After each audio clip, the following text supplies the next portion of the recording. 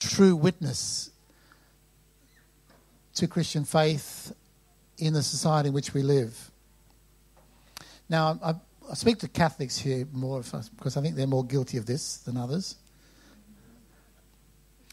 You know, Catholics have got used to the idea of I just keep my faith to myself. You know, it was very interesting during World Youth Day.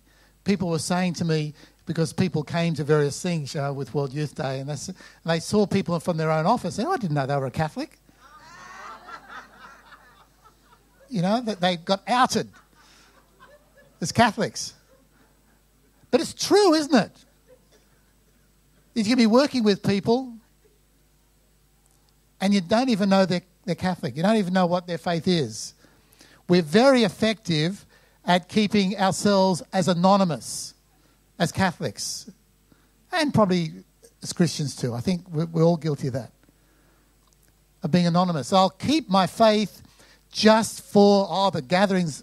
I can put my hands up in the air and I can praise the Lord and so forth, but come to Mass, go to work on Monday morning, I'm just a quiet, anonymous Christian who nobody knows what I believe and how I'm striving to live my life.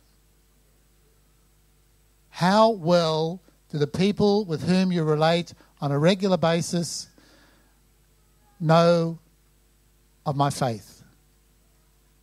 Do they know it?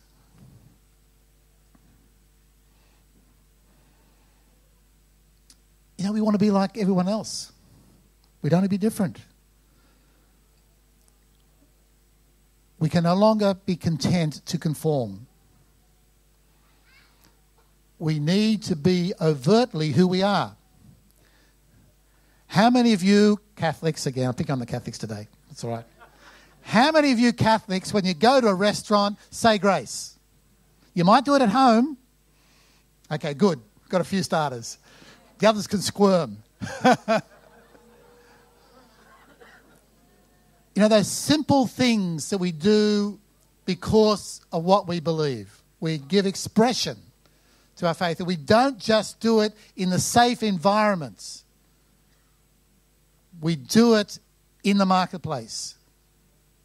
We witness to who we are and to how we live. Do people know my true colours? Or have I nicely blended in so nobody knows? Pope John Paul in a letter to missionaries, but I think it does apply to us. So he talks about missionaries, but really we can hear it to ourselves because we're all missionary. He says, the first form of witness is the very life of the missionary, of the family, of the Christian family and of the ecclesial community, which reveal a new way of living. The missionary who, despite of all his or her human limitations and defects, lives a simple life, taking Christ as a model, is a sign of God and of transcendent realities. But everyone in the church, striving to imitate the divine master, can and must bear this kind of witness. In other words, our life must be clearly the witness to ourselves. Our conversations, the way we talk, the things we talk about, these things must be the witness to who we are. We don't just accommodate ourselves and go along with the stream because it's easier, and it certainly is a lot easier. You know, I think people were amazed at World Youth Day, and it's just over a year since World Youth Day.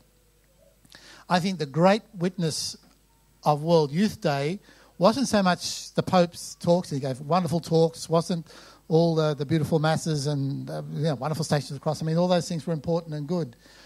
The enduring effect of World Youth Day on Australian society were the pilgrims, because they were full of joy.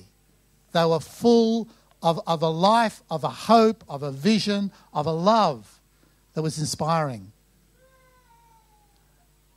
We need to witness to the fruits of the Spirit, because that's what we know, what God has done in us, how God has transformed us. The work of the Spirit within us has produced these fruits. And these are the things that we need to witness to. And allow the fruits of the Spirit to be seen, because they are very attractive. Why can you keep having joy in your heart with its economic conditions, and you've just loved your job, but somehow, while it's a big concern, you still seem to have a joy and a peace about you? How can you be like that? How can, as we reflect the fruits of the Spirit, people can start wondering, why are you like that? And that gives you opportunity to be able to witness to our faith. The third element is simply have to say that witness by itself is not enough.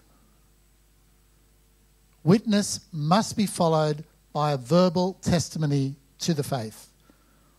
What Pope John Paul in one of his letters talks about as explicit proclamation. Again, let me quote him. Proclamation, he says, is a permanent priority of mission. The church cannot elude Christ's explicit mandate, nor deprive men and women of the good news about their being loved and saved by God. In other words, we can't just be a witness and hope people pick up why we are like we are. We need to, when the opportunity comes, to be able to give explicit proclamation to our faith. And then Pope John Paul quotes the great document of Pope Paul VI, Evangelism, where Pope Paul says, evangelization will always contain as the foundation, the centre, and at the same time the summit of its dynamism, a clear proclamation that in Jesus Christ, salvation is offered to all people as a gift of God's grace and mercy. So we have to, in the end, be able to say that, declare that, express that, lead people to that reality.